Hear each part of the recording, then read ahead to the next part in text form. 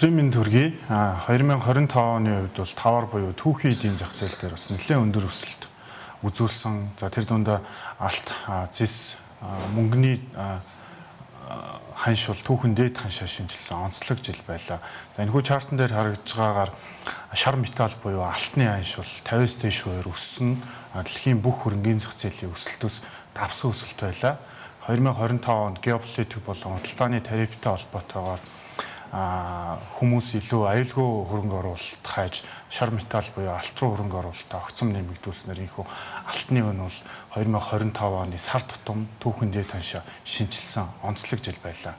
За мөн энэ дээр зэсийн үн бас нэлээд өндөр өсөлтийг үзүүлсэн байгаа. 2022 оноос хойш химэл оюун ухаантай холбоотойгоор дата центруудын эрэлт түүнтэй холбоотойгоор эрчим хүчний холболтуудад ялчгүй зис гол түүхийд болж ордог.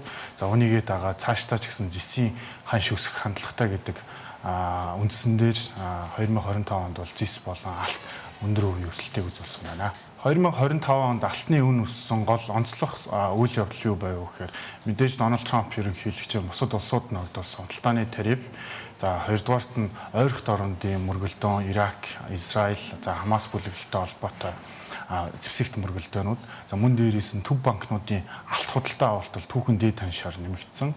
За холбооны нөөцийн сангаас бодлогын хүүгээ 2025 онд бол 2 удаа буулгаснаар бол алтны үн өсөх суурь нөхцөл байдал бүрдлээ.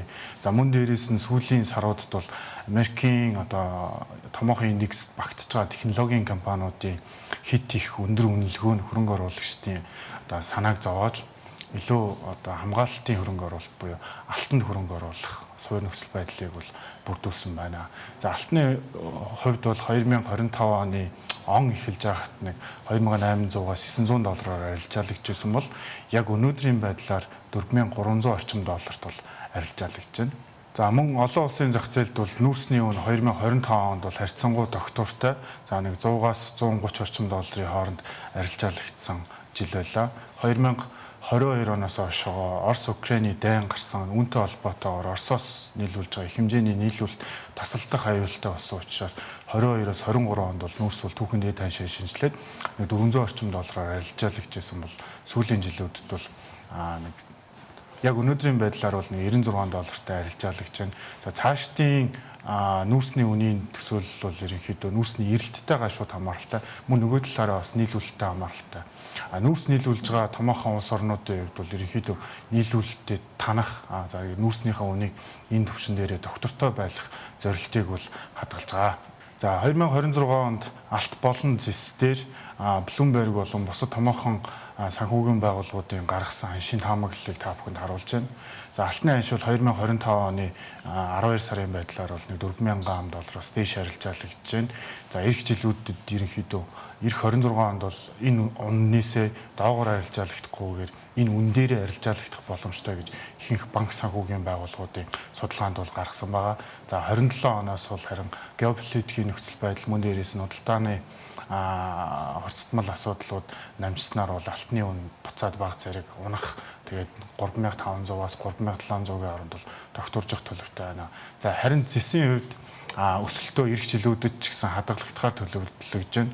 Америкийн нэгдсэн улсад шинээр ашиглалтанд орж байгаа дата төвүүдийн тоо хэмжээ бол жил дунджаар 5-аас 10% өсөж байгаа. За мөн дээрээс нь цахилгаан эрчим хүчний суурь нь бол Америкийн нэгдсэн улсад 10 орчим хувиар жилд өсөж байна. Үүнийгээ дагаа зэсийн эргэлт, химэл оюун ухаан, технологитой холбоотой эрэлтүүд эх жилүүдэд нэмэгдэх суурь нөхцөл бүрдсэн учраас зэсийн ханш бол эх жилүүдэд ч гэсэн тогтмол өндөр ханшаар арилжаалагдах тийм өөдрөг төлөвтэй байна. 2026 онд зис болон алтны үнийн төсөөллийг томоохон банк санхүүгийн байгууллагын судалгаан дээр үндэслэж гаргасан байна. За 2026 онд бол яг одоогийн геополитикийн нөхцөл байдал, худалдааны тарифтай холбоотой ойлгомжтой асуудлууд бол төдийлөн намжихгүй. Үүний улмаас алтны үн ханш бол ерөнхийдөө одоогийн байгаа ханшнаас унахгүйгээр ерөнхийдөө энэ түвшиндээ хадгалагдах боломжтой.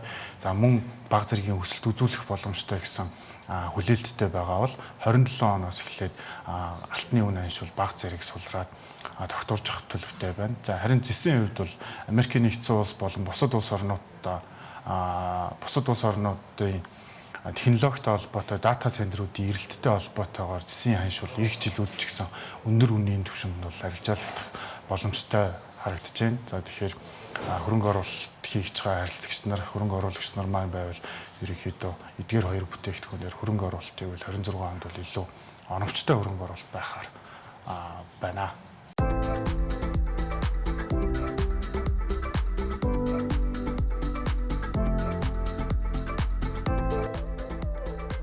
CNBC хөрөнгийн зах зээлийн буланг Apex Capital-ын хамт үргэж байна.